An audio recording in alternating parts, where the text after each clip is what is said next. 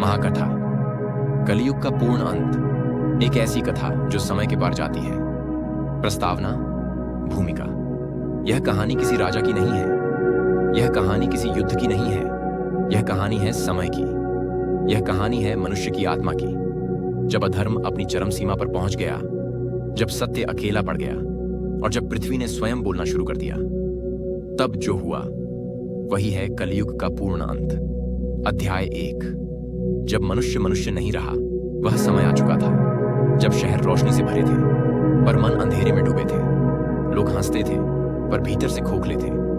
माता पिता वृद्धाश्रम में थे और बच्चे मोबाइल की गोद में। धर्म था पर केवल शब्दों में। मंदिरों में भीड़ थी पर करुणा नहीं। राजा सत्ता के नशे में थे, न्याय बिकता था।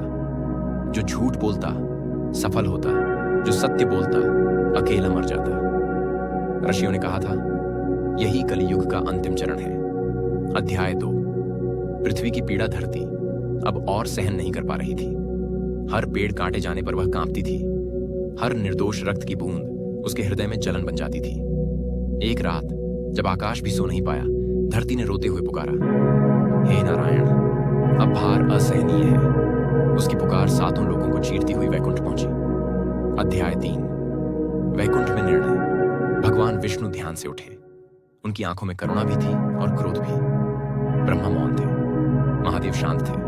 विष्णु बोले, धर्म अब स्वयं चल नहीं पा रहा। अब समय है स्वयं उतरने का। और तभी समय ने करवट ली। अध्याय 4। शंभल ग्राम, आशा का अंतिम दीप। कलयुग की अंधेरी धरती पर एक छोटा सा ग्राम था, शंभल।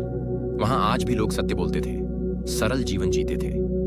वहीं एक साधारण ब्राह्मण दंपत्ति के घर एक बालक ने जन्म लिया। जैसे ही शिशु ने आंखें खोली, हवा थम गई, पक्षी शांत हो गए और आकाश में श्वेत प्रकाश फैल गया। आर्षी समझ गए, कल की आ चुके हैं। अध्याय 5। असामान्य बालक। वह बालक रोया नहीं, वह मुस्कुराया। उसकी आंखों में डर नहीं था। 7 वर्ष की आयु में वह शास्त्र समझने लगा, 10 वर्ष में शस्त्र। पर उसका हृदय करुणा से भरा था। वह जानता था, विनाश के बिना नवसृजन संभव नहीं। अध्याय 6।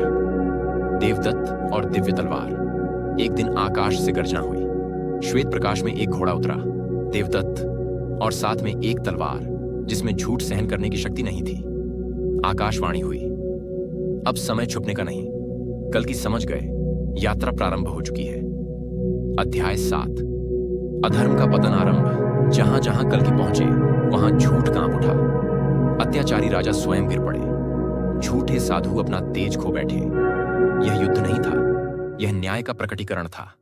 कल्कि की तलवार निर्दोष को छूती भी नहीं थी, पर अधर्म को क्षण भर में समाप्त कर देती थी। अध्याय 8। अंतिम गठबंधन। अब अधर्म डर गया था।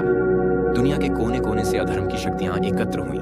विज्ञान, हथियार और अंधा अहंकार। उन्होंने कहा, अगर भगवान भी आए तो हम झुकेंगे नहीं। और तभी आकाश लाल हो गया। अध्याय 9। महायुद्ध। समय बनाम अधर्म। यह युद्ध धरती पर नहीं था, यह अस्तित्व पर था। पहाड़ टूटे, समुद्र उफने, आकाश कांपा। कल के अकेले थे, पर अकेले नहीं, उनके साथ धर्म था। अंतिम वार में जब तलवार गिरी, समय रुक गया और फिर अधर्म समाप्त। अध्याय 10।